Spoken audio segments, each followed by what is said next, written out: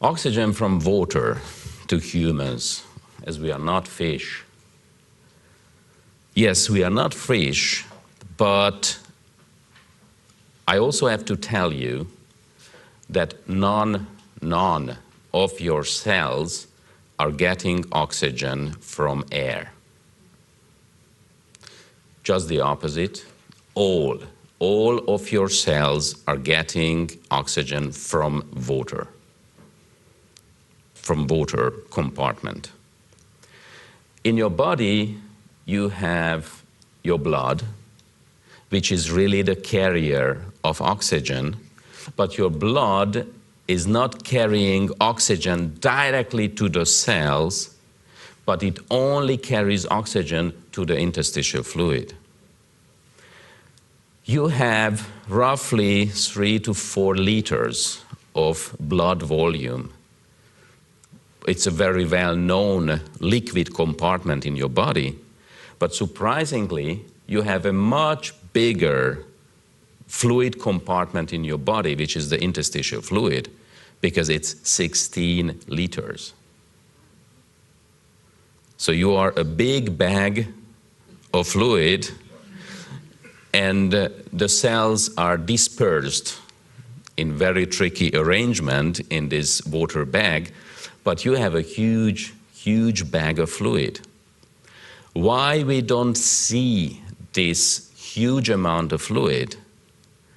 Because you only have interstitial fluid while you are alive. At the moment when you die, the interstitial fluid disappears. Where does it disappear? All the fluid goes back to the cells.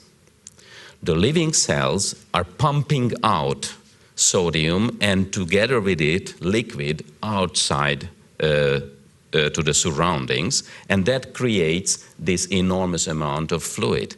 But this is the fluid which carries oxygen, which carries all the nutrients to your cells, because your cells are far away from even from the nearest capillary. You have cells 60 cells away from the nearest capillary. So who is delivering oxygen? Who is delivering nutrients? Who is delivering waste material from the cells to the capillary? No one. There is no any active delivery mechanism. There is no taxi. There is no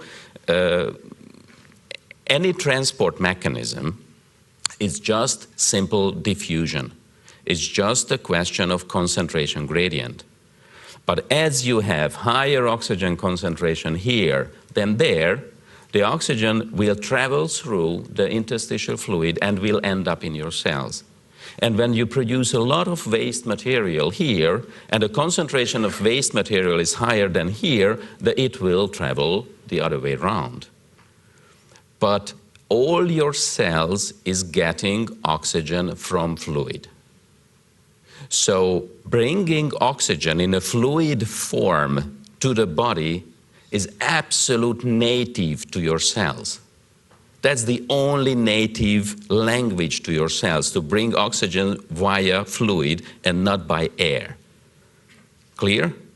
So it's absolutely no something outstanding that we are bringing oxygen in water, because all your cells, all the time, just getting oxygen from water, period.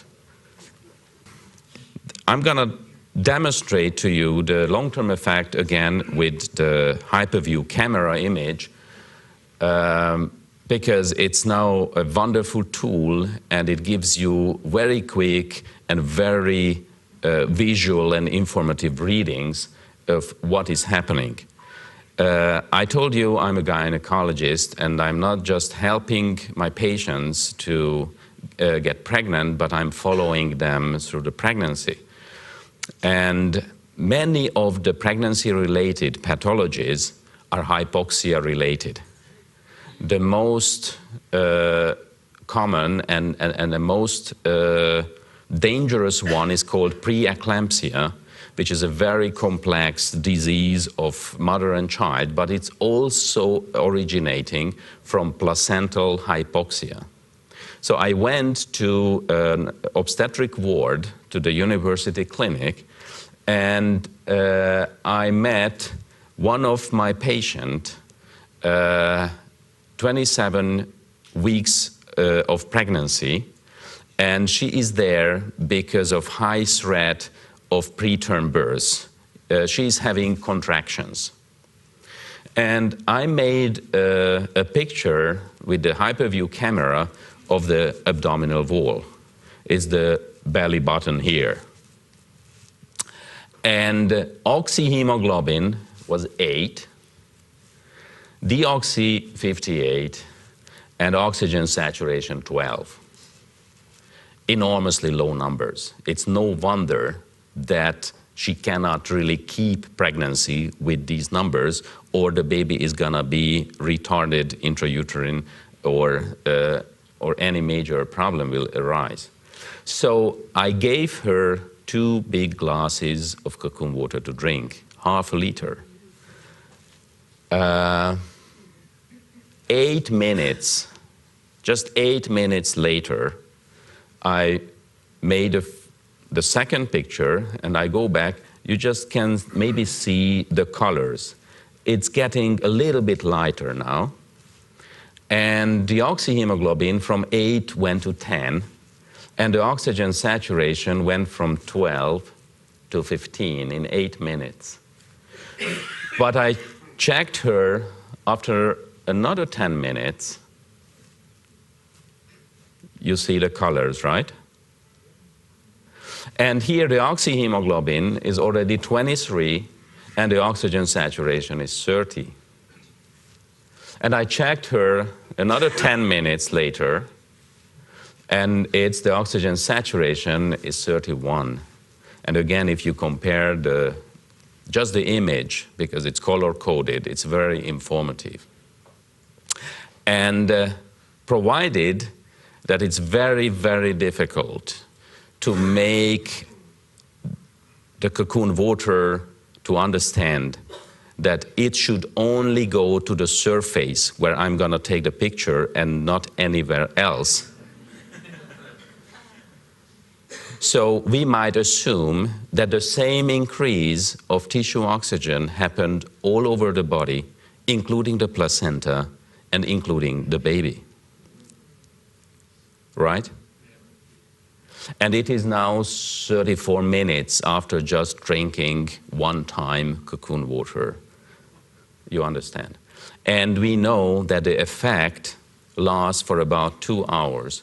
So if in any 2 hours this patient will drink a big glass of cocoon water, then she's not gonna have preterm baby. She's not gonna have intrauterine retardation. She's not gonna end up in preeclampsia. It's all avoidable. And if we don't start it at 27 weeks when she's already in the hospital, but we start pre-conception or at conception or at 8 weeks or any time, she never gonna end up in obstetric wards. And she has much higher chance to have a healthy, spontaneous delivery at term.